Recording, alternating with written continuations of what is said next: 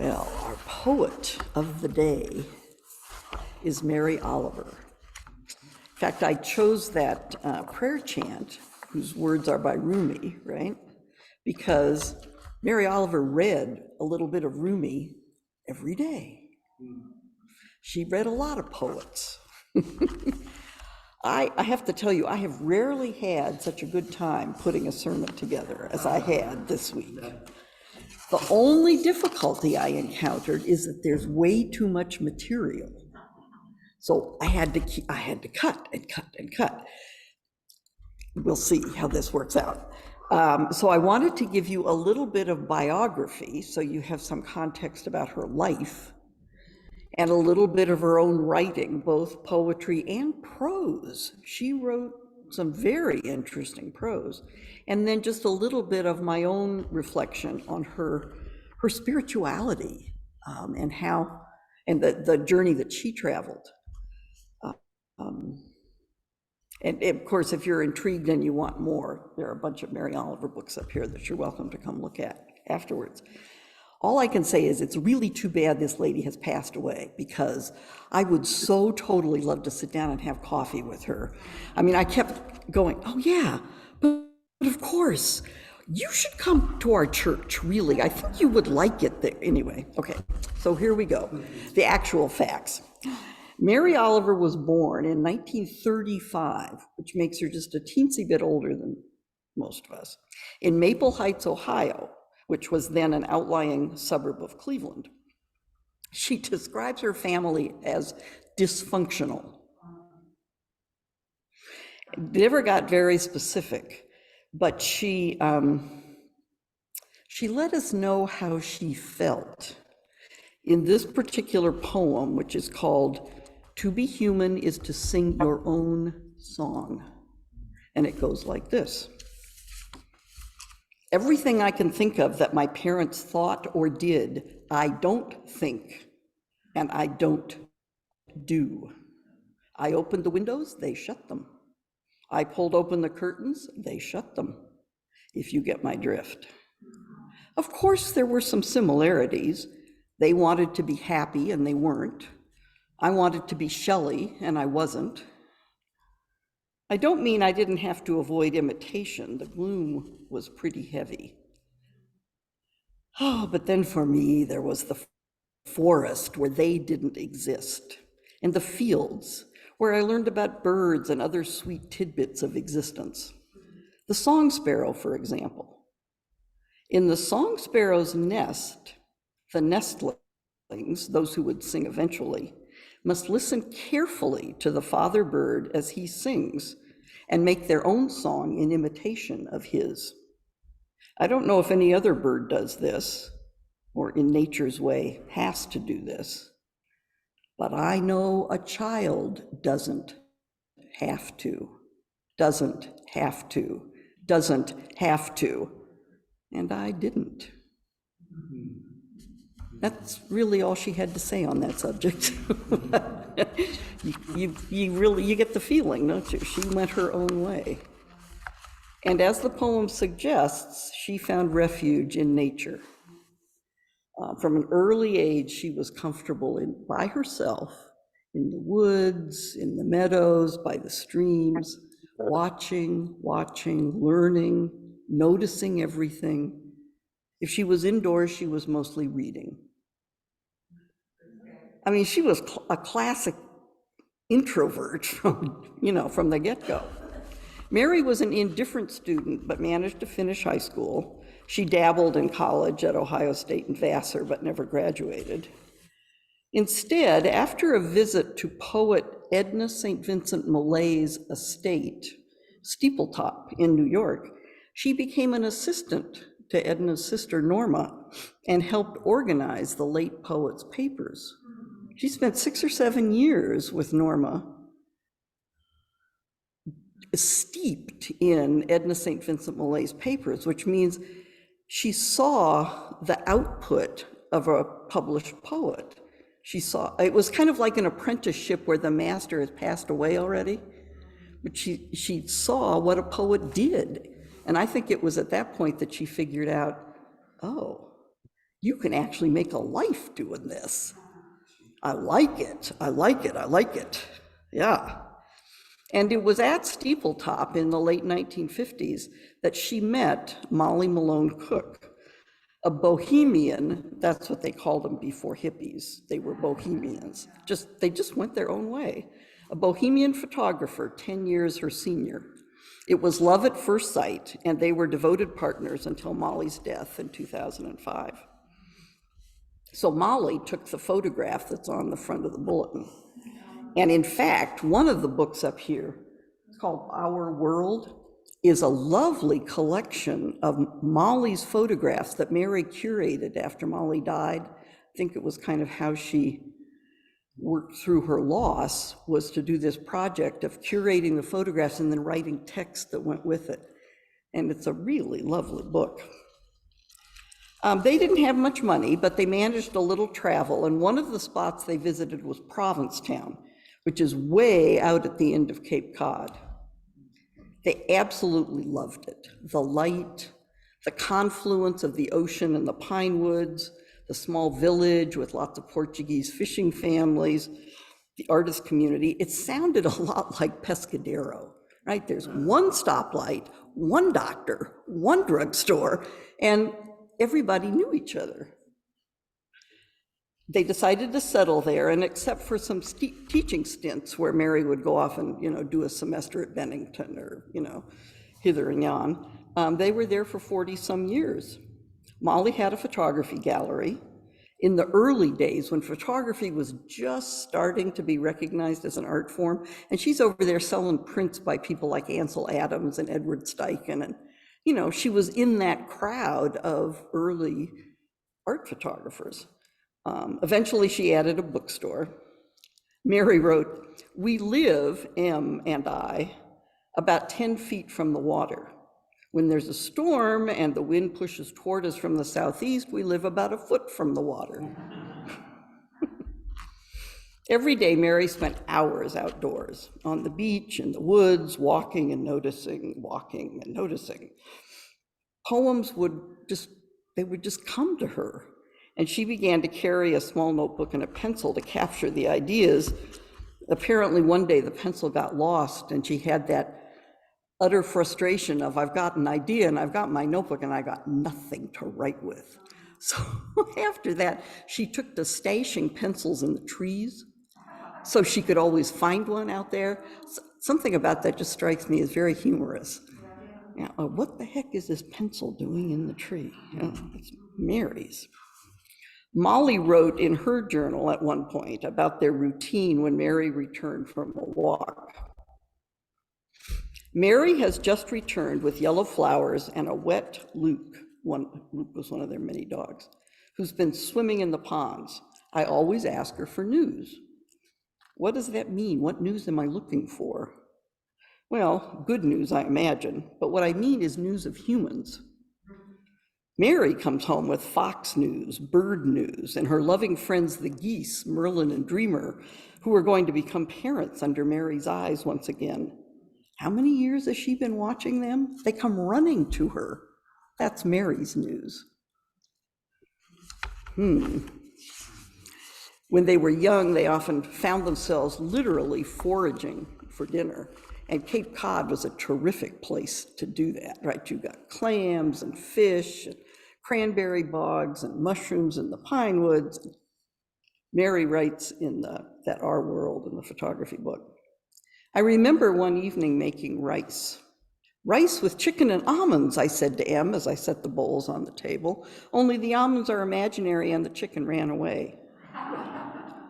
Still, mixed with the rice and the bay, were dark and fragrant slices of that king of mushrooms, the bolete, that I found every fall, rising at first crisp and later melting in the pine woods. They were young artists, poetry and photography. They're just having a good time living out in the woods on a little bit of money. It's a lovely picture. Both Molly and Mary smoked. In fact, I remember seeing Mary light up in the parking lot after a reading at Stanford. You remember when the women's group went down to hear her? And I thought at the time, oh dear, that's not good. And in fact, they both died of cancer, 14 years apart. After Molly passed, Mary stayed on in Provincetown, but the winters were harder alone. She's like in her 70s. And eventually she relocated to Florida. She died there about 4 years ago at the age of 83. Mary wrote prose as well as poetry, but vastly preferred poetry. This is her quote. "When I have spent a long time with prose, I feel the weight of the work. But when I work at poems, it isn't like any other labor.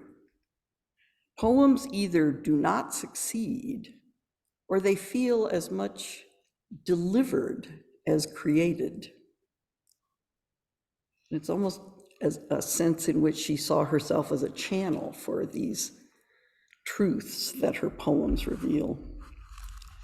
The natural world was her home, and she saw herself as part of it, as having a place in the family of things, the way that poem about wild geese ends. Her willingness to just be in it and notice what was there reminded me a lot of Jane Goodall and the chimpanzees, right? In both cases, they just went out into the natural world and just sat and noticed and kind of entered into that world. Jane, of course, eventually became accepted as some kind of a weird hairless chimp by the troop that she was observing. Mary wrote at one point, "Deep in the woods, I tried walking on all fours. I did it for an hour or so, through thickets, across a field, down to a cranberry bog. I don't think anyone saw me. At the end, I was exhausted and sore, but I had seen the world from the level of the grasses, the first bursting growth of trees, declivities, lumps, slopes, rivulets, gashes, open spaces. I was some slow old fox, wandering, breathing, hitching along, lying down finally at the edge of the bog under the swirling rickrack of the trees." She just wanted to see what it looked like at knee level. What can I say? As with many of us, Mary made the midlife shift from focusing on knowledge as acquiring facts to understanding that there's a larger, unseen world that we have to apprehend in other ways. So she writes this: "Knowledge has entertained me, and it has shaped me, and it has failed me. Something in me still starved. In what is probably the most serious inquiry of my life, I have begun to look past reason, past the provable, in other directions. Now I think there is only one subject worth my attention, and that is the precognition of the spiritual side of the world, and within this recognition, the condition of my own spiritual state. I'm not talking about having faith necessarily, although one hopes to. What I mean by spirituality is not theology, but attitude. Such interest nourishes me beyond the finest compendium of facts. In my mind now, in any comparison of demonstrated truths and unproved but vivid intuitions, the truths lose. I could not be a poet without the natural world. Someone else could, but not me. For me, the door to the woods is the door to the temple."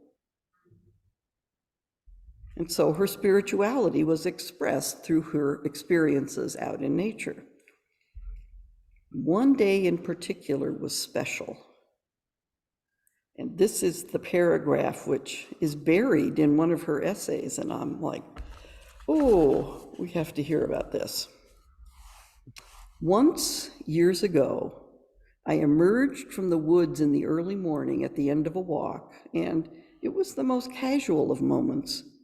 As I stepped from under the trees into the mild pouring down sunlight, I experienced a sudden impact, a seizure of happiness. It was not the drowning sort of happiness, rather the floating sort. I made no struggle toward it. It was given. Time seemed to vanish. Urgency vanished. Any important difference between myself and all other things vanished. I knew that I belonged to the world and felt comfortably my own containment in the totality. I did not feel that I understood any mystery, not at all.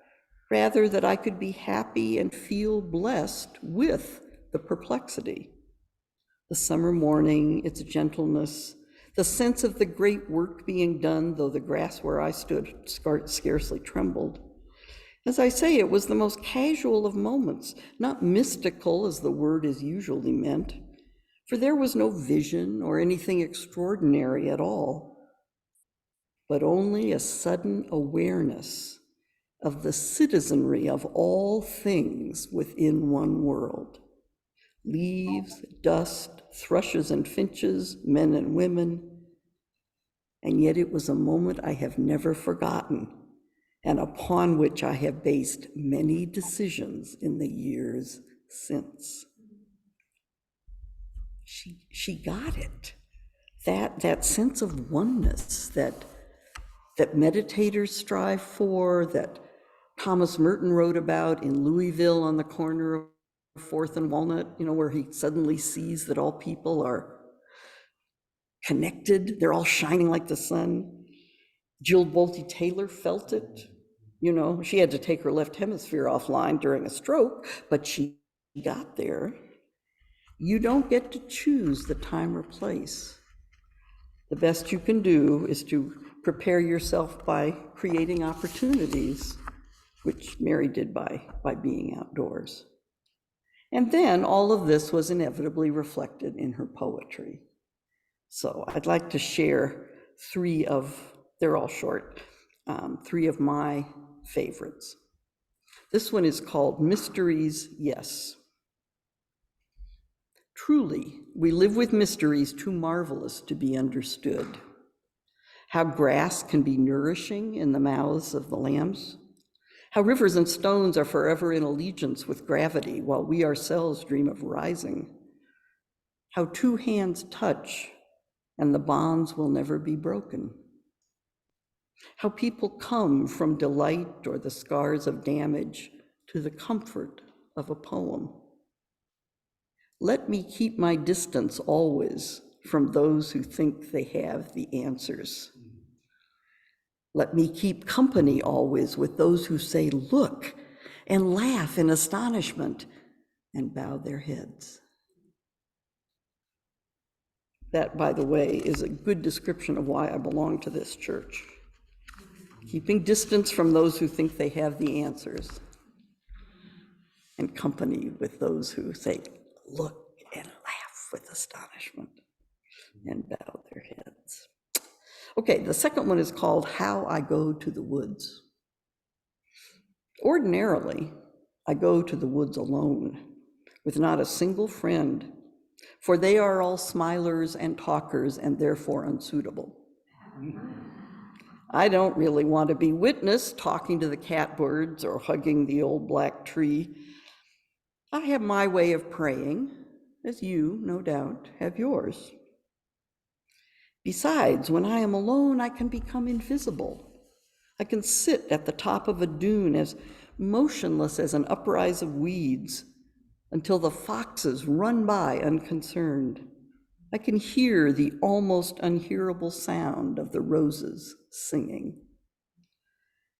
If you have ever gone to the woods with me, I must love you very much. And then finally, the poem she wrote for me. No, seriously, this is I like, whoa, okay. This is my description. It's called The World I Live In. I have refused to live locked in the orderly house of reasons and proofs. The world I live in and believe in is wider than that. And anyway, what's wrong with maybe? You wouldn't believe what once or twice I have seen. I'll just tell you this. Only if there are angels in your head will you ever possibly see one.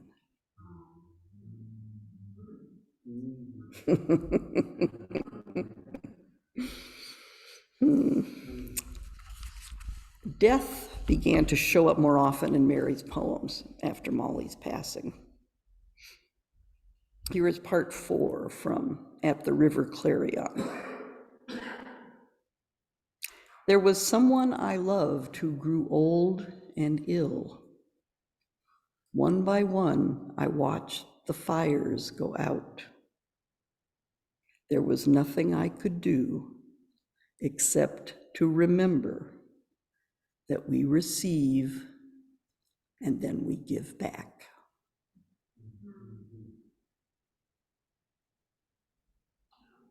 I especially appreciate the layers in the short poem called Uses of Sorrow. In parentheses at the, it's kind of like a subtitle. She writes, in my sleep, I dreamed this poem. Someone I loved once gave me a box full of darkness. It took me years to understand that this, too, was a gift.